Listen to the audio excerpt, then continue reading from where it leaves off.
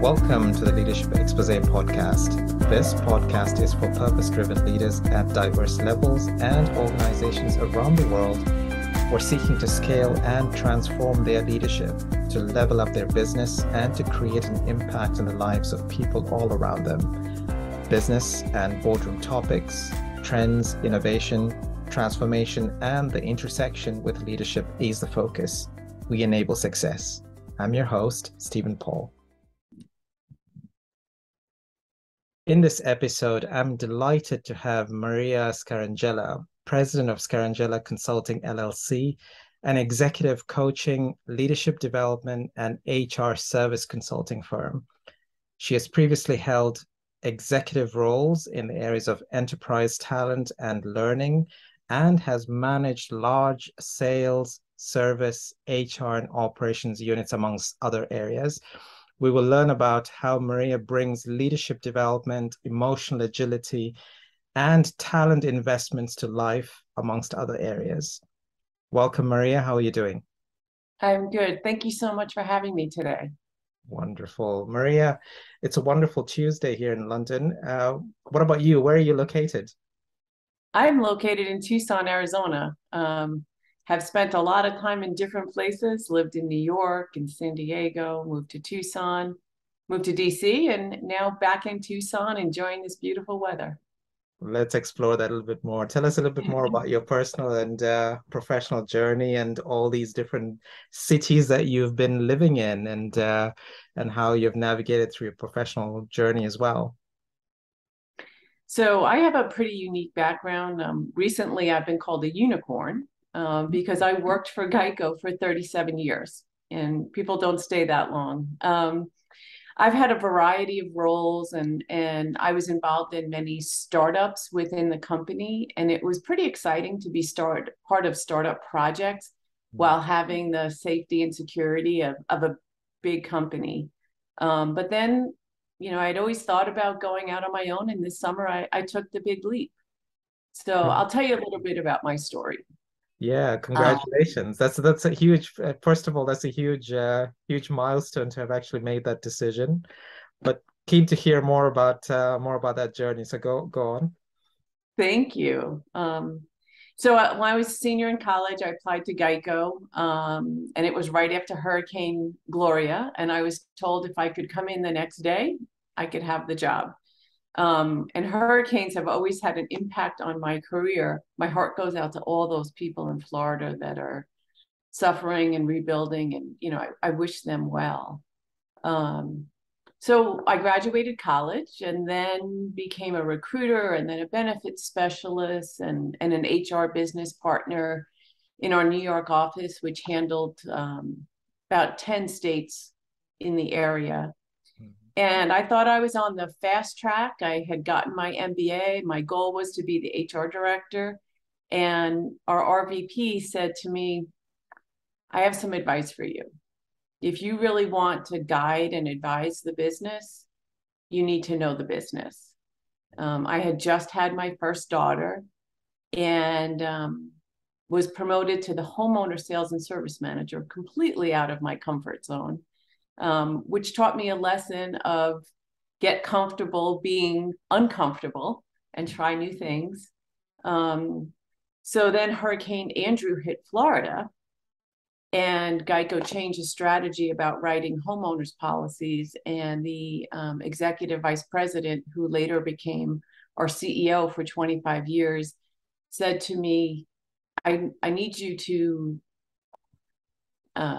non-renew all these customers and move them to the new product, but I'm going to give you a challenge. I don't want you to lose one customer or one associate in the process. So here I am, in my late 20s, trying to figure out how to navigate this big change. And it was the first opportunity that I had to really put theory into practice and learn how to apply all the things I learned in school to this environment with real people. And the thing that came crystal clear to me was communication was critical. And even if I didn't have the answers, I had to give people the opportunity to have the discussion and make them part of the change. And that really became a tenet of my management style as I moved on. So then I had my second daughter.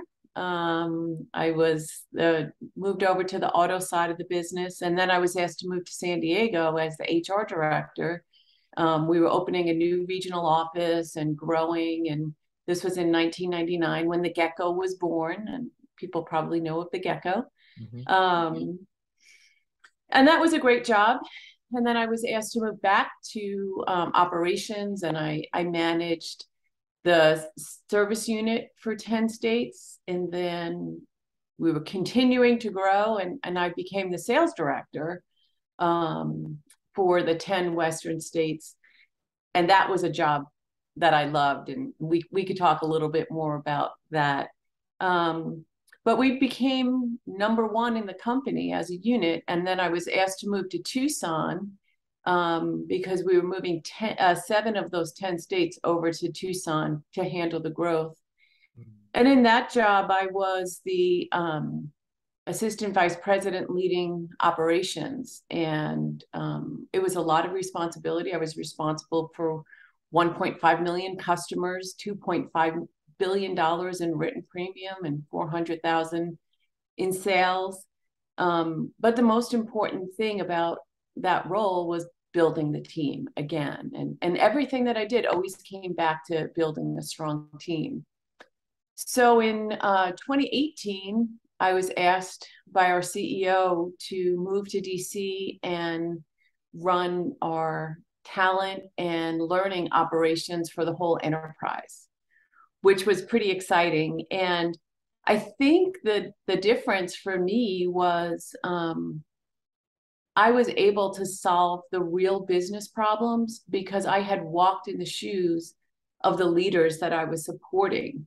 And I had this great opportunity to recreate all of the talent functions, knowing what the struggles and the pressures were and the pain points from the leadership.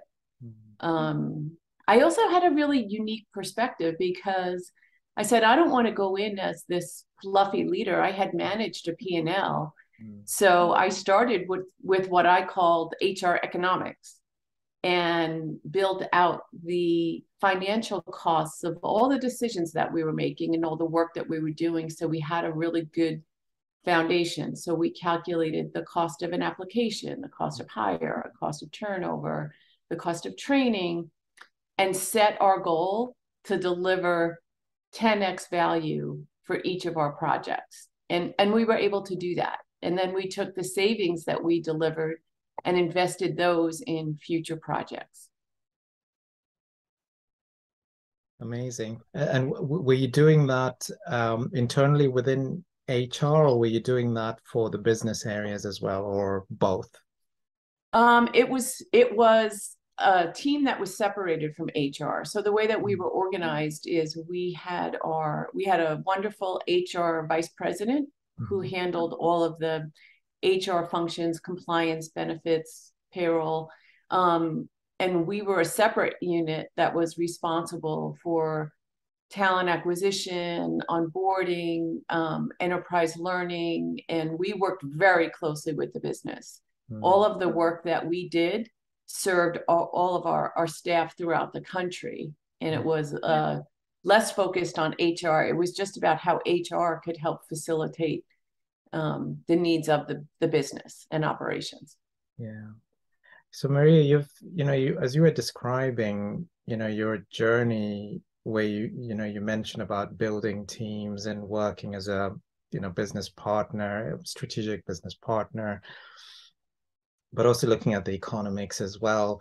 What would you say your biggest highlight was, in all these different roles that you had? Wow. There's 2 really exciting times that I look back on.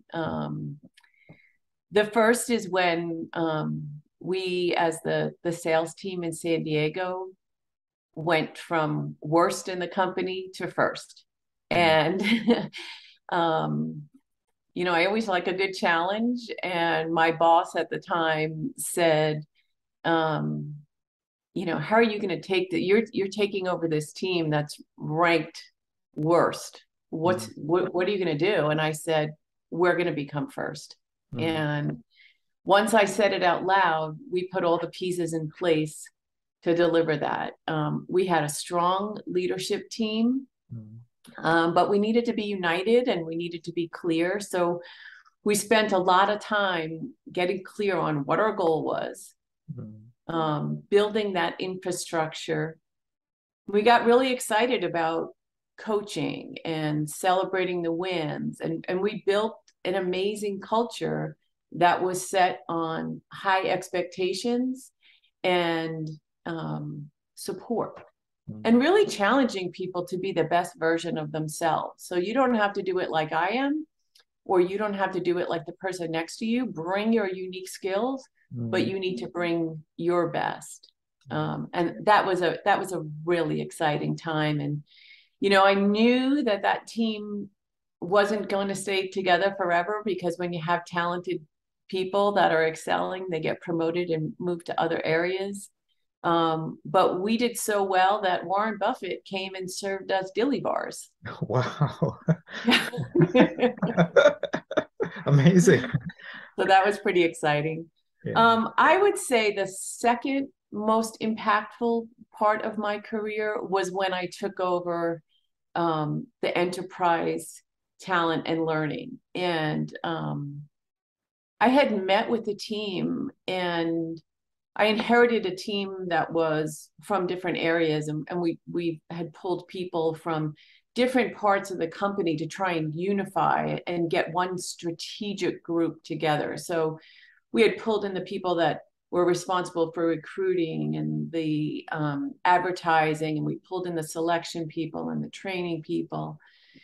And I said to the team, if you had no restrictions, what would you do? Mm, And it was really amazing to hear their creativity, mm, and they were so insightful. And I just thought, wow, we just have to take the handcuffs off and get out of their way and provide the right environment for them to do their best.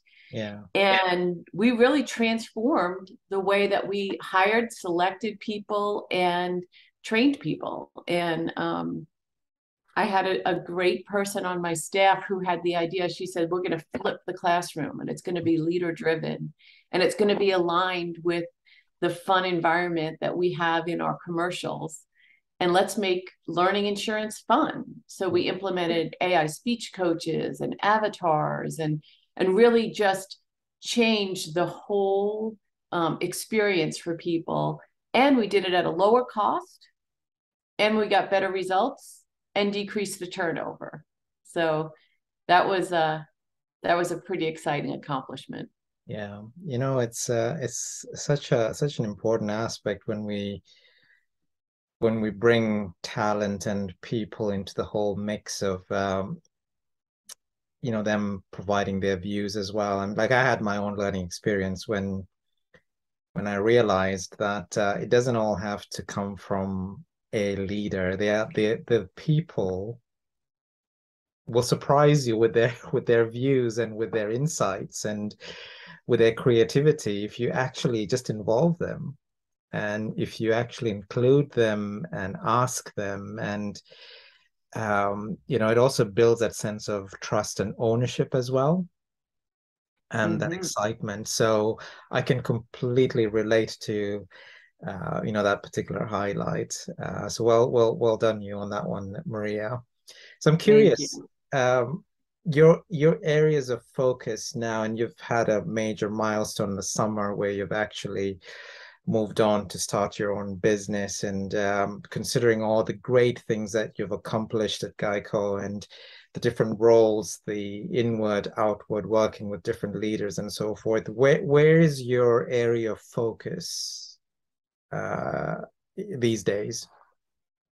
So I would say there's really three main areas of focus. The first is, I really think that HR professionals can be more effective in showing their value and the impact of the organization and can be more strategic partners if they learn to speak the language of the business.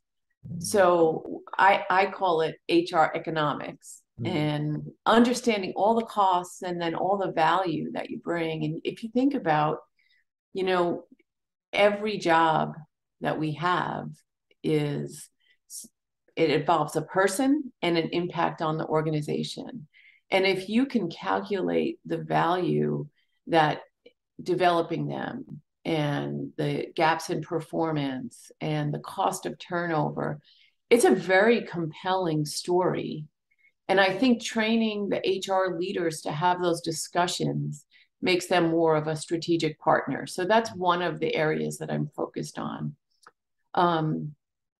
Another area really is focused on leadership development and executive coaching and helping people understand that they need to be focused on the long-term vision and the impact that they can have. And, you know, we're in such challenging times. It's very easy to get caught up in the activities of each day, but you have to be able to prioritize so that you're moving forward and really know where you're going. And time is so precious. There's so many struggles and so much polarization and who's in and who's out. And I think leaders really need to create that inclusive environment so that everybody can bring their best to work. That's one of the most disappointing things for me, is when, you know, there's so much talent and value in each individual. And as leaders, our job is to bring that out in them. And when you see the polarization and you see people shut down, and the impression of quiet quitting is that employees don't want to work so hard. I have a very different impression. I think it's about the environment that you create for people to feel wanted, involved, and valued. And if you do that, you're going to eliminate the quiet quitting. And, you know, as a leader, it's a reflection on you. What's the message you are giving to your people about how important they are? And if they are feeling disengaged, it's your job to change that environment. So part of my, you know, my work is really to help people understand their values and understand that everything that they do is a choice, and those choices have consequences.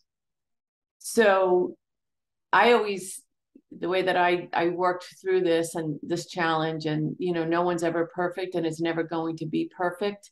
And I think sometimes the chasing perfection, it can be a big disaster. But, you know, I need to be able to make choices that align with my values. I need to be able to put my head on my pillow at night and know that I did my best, whether it was right or wrong. I made the best decision I could at the time. And really creating a framework for decision making. So how does this choice align with my values? How does it impact the people in my care, either in my family or the people that are, you know, my responsibility, either as employees or clients or people that I come in contact with? I need to think of all of them in my care. And then what's making my decision? Is it me or the pressure that I'm feeling from others or the environment? And then how does this move me towards my future self? And accept that it can't always be a win-win. You always try for a win-win, but that you'll do your best. It may not always be possible. And when that happens, there may be some disappointment. So feel that disappointment, accept the feeling, know that you made your best decision with the available information. And sometimes you have to go with your heart and be able to, you know, lick your wounds and get up the next day and move forward, because it is about moving forward, and it's not perfection. It'll never be perfection. Yeah. So Maria, do you, you know, with those three things that you just described, do you feel that those are the you know, the types of conversations that companies should be having or inserting into their leadership teams, executive committees or board level types of conversations? Is that how you envision some of the companies embracing some of those topics into? Yeah, I really do. And, I think in some of my consulting work, when we're having the leadership development workshops, we've talked a lot about emotional agility. Mm, And we've talked a lot about helping people prioritize and set up the right framework so they can be successful. yeah, Because, leadership is about delivering results for your organization. We are there is an overall operational expectation, and the reason that you're getting paid is to deliver results. yeah, But the way that you do that is so critical. So you can have an environment of high expectations and really high execution and accountability mm, with it being an environment of belonging, an environment where people feel valued. And honestly, I've always gotten better results for the company when I've created those environments. So helping leaders create that infrastructure and the framework so that they can have repeatable success, mm, and build on that really is, I think it's an important conversation for every company, and it's part of my coaching practice and it's part of my leadership development. yeah. Wonderful. So tell us a little bit more about your views on experiences or what you're seeing as a challenge in the business world, as a result of the pandemic, which seems to carry on in peaks and Mm. troughs. And then obviously we've got our economic situation at the moment. So from a business perspective, from a people perspective, from a talent perspective, from leadership perspective, what kind of experience or challenge are you seeing businesses facing? I think we're heading into a new phase, and I've been talking about it as this next phase is the great realignment. Mm, And if you think about the cycle that we've gone through with COVID, first we had this really business shutdown, and there were a lot of people that were laid off, and then there was this rapid resurgence and multiple jobs for people, for each person, and trying to fill those roles and companies unable to fill them. And that was compounded by the great resignation, when people really thought, okay, so I need to create the most important things in my life and really reevaluate, what do I want from a career and what do I believe is important for my success. mm, And now we're getting to the point where the economic pressures are, resulting in layoffs and are resulting in economic struggles. And the term quiet quitting has become more prominent because people are focused on productivity. And um, I think in the great realignment that people can get ahead and be better prepared for the next phase if they really focus on creating an environment of success for their people and being proactive now. They'll be ahead of their competition. You can find ways to create a more productive environment, which will reduce expenses for the business and increase productivity mm, by really believing that people want to succeed, that mm, they want to be valued, and they want to make contributions to something that's bigger than themselves. And leaders have to facilitate that. mm. And I think people are looking for hope. Like, where is the silver lining in all of this negativity that we've had for the last few years? And if you can provide hope and inspire people to work together and show them the impact they're going to make, Yeah, you will get business results that are 10 times greater than what they are today without that environment. yeah. So Maria, you're a successful leader. You've had, as you're describing different roles, a lot of contribution from a leadership perspective, executive level type of success as well. What are your highlights of your secret formula to your success? Is there anything other than the things that you've mentioned that you want to highlight here? I think there's a couple of things that helped me a great deal. I mean, first of all, I have an amazing husband who is extremely supportive. We've been married for almost 35 years.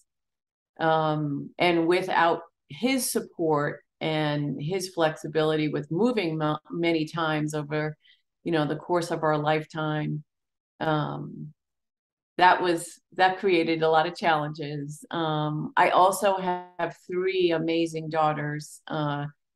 Two are have already graduated college and in their careers, and my youngest is now a senior in college, and we committed to them that we would pay for their educations. And with only one more college payment left, I said, okay, now it's time to jump into this. But I think that the real secret to my success has been really thinking about how do I make the most of the situation that I'm in? Mm. And, there's opportunities in everything that you do. And if you look at it as, what's the job I'm being paid to do? What are the results that I need to deliver for the organization? And then how do I best do that while creating an environment where people can feel valued and successful, and not trying to have all the answers. I'm never going to have all the answers, and our collective thought process will give us so much more. So relying on the people around you, and really trying to be a role model. So when we moved to Tucson, we had a choice between my career and my husband's, and we talked a lot about it. And he said, we have three daughters. If you can show them your success, that'll have a lasting impact. Yeah. And I've tried to do that at work as well. Think about, being a role model as a woman executive and a working mother. How can I help other women emulate that success, and what can I teach them? Because I've learned a lot of lessons the hard way. The there's a lot of scars that come along the way. Yeah. And if I can help someone from making some of the mistakes that I made by teaching them what I've learned, that's really rewarding to me. Yeah, amazing. And what does a day in the life of Maria look like these days? Well, these days, I have more control over my schedule. I start out every morning, early morning with Pilates. And then my husband and I take a 4 mile walk, 4 or 5 miles around our beautiful environment in Tucson. And then it's meeting with clients, it's developing content, it's spending time coaching. I have a coaching practice, and working with local businesses to try and give them perspective on how I can help them be successful. I'm working with the state chapter of Shuram. And I really, I'm at the point in my life where, if you think about Maslow's hierarchy of needs, I'm at the self-actualization. Yeah. And I really want to give back. I want to be able to share what I've learned so I can help others.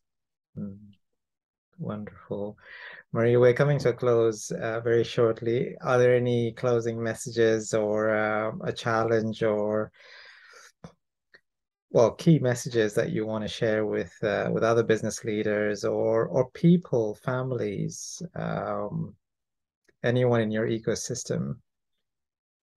So I would say I've managed through many business cycles over the last 38 years, and managed through times of rapid growth, managed through business downturns, and the good times don't last forever, and neither do the bad times. So, it's about controlling what you can control and preparing yourself for the future, and really seeking out the advice of others. You can't go at it alone. And there's really no reason to, and it's so much more fun when you do it with other people. So coaching is important, and friendship is important, and try things. If you're learning and growing, you will be better off. So don't be afraid to try things. It's never going to be perfect. There's going to be some mistakes. I learned more from my mistakes than I did from the things that went well, because they're more impactful. So you're going to work, you're going to spend a lot of time working. You should enjoy it. You should have fun, and you should be with people who you enjoy being in their company. So I would say seek out coaching. Coaching is a real critical piece of learning and developing. And the top athletes have coaches, the top singers have voice coaches, the top business leaders have coaches. It's an important part of your development and your future success. Yeah. Such an important message, and words of wisdom there. Bring in a coach, involve yourself with a coach, be curious, consult with other people, don't be alone. Coaches have been instrumental in making a big difference, and you've just outlined that summary right there. The perception of coaches are tremendous, very positive. So well done you on that one. So thank you very much, Maria, for being with us today and sharing that message and all the experiences that you bring to the table, but also how you can impart wisdom to other leaders as well. So thank you. Thank you. It was a pleasure. Wonderful. Okay, folks, thank you very much for listening in, and stay tuned for our next episode, where we hear from an entrepreneur and an ecosystem builder for Canadian tech founders. Stay tuned for this. Hey, I hope you enjoy the podcast. Don't forget to subscribe to the channel. You're now seeing this part of the video also because you consume some of my content, insights, and teachings. Maybe you've been to my LinkedIn page or website, or seen other social media ads, or listened to my podcast. I'm Stephen Paul, a business and transformational executive coach, strategic advisor, leader, and board member. I've been in diverse roles: corporate executive, entrepreneur, and worked with businesses and firms of all sizes, built and launched businesses, created high-impact boards, and so forth in 4 continents. I get it. I've been there, done that. But what is different is I bring a unique perspective and a playbook.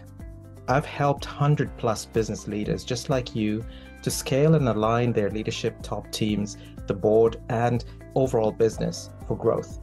Leaders like Ivana from medium-sized company in the EU who grew 150% and expanded globally in under 5 months. After she started to work with me over facilitated sessions in an initial 3 days, I helped fine-tune their strategy and align their leadership team and board to be a cohesive driving force to achieve their dreams and outcomes. I want to teach you the same thing, and more on how to scale and align your leadership team and board so you can increase your business growth and value. Get clarity on what is the next right strategy for you. There are multiple ways we can work with you. Number 1, click the link for a free, non-obligatory 60-minute initial strategic session.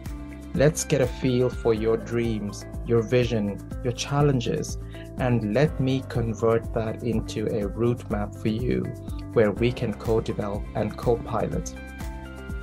Number 2, enroll in an innovative and intuitive digital online course that I have created to help you transform. It's called Unshakable Resilience. It is the ultimate program for individuals and business leaders like you who want to be equipped at a personal and professional level to respond to any form of challenges or in crisis situations and take on opportunities with grit, resilience, and build a mindset of success. In essence, you want to be unshakable, thrive in crisis, take on opportunities in the face of adversity, and build a success mindset. So, click the link below to learn more on how I can personally help you individually and your firm to scale and align your leadership team and business and pivot in a transformational way. And for you to experience this, whatever the challenge you're facing, get in touch with me. Let's discuss, and I will share my insight rapidly to enable your transformation. Click the links below.